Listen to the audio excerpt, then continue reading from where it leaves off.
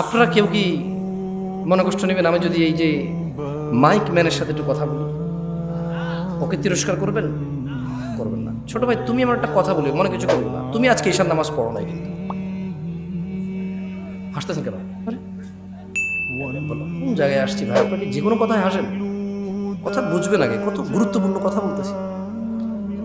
আমার আসলে ওয়াজ করার ইচ্ছাই চলে যাচ্ছে দিন দিন। তুমি তো আজকে ঈশান নামাজ পড়ো নাই, হাসির কি হলো? ও পড়ে নাই নামাজ, মানে হাসির কি আছে? এটা আমি বুঝতে পারছি ও পড়ে নাই। এবার ওকে দিয়ে বলি, প্যান্ডেলওয়ালা আছে এই জায়গায়? প্যান্ডেলওয়ালা আছে? আজকে তোমাদের ভলান্টিয়ার কতজন? সবাইকে ডাকো।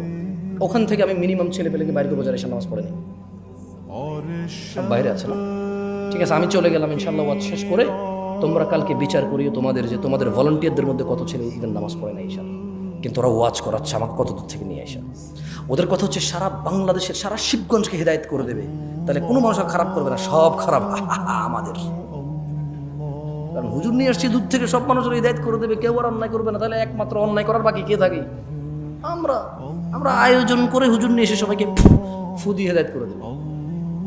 ফু দিয়ে হেদায়ত হয় না। ফু দিলে হেদায়ত হয়? হেদায়ত কে দেয়? চাইতে হয় কিনা? কারা চায়?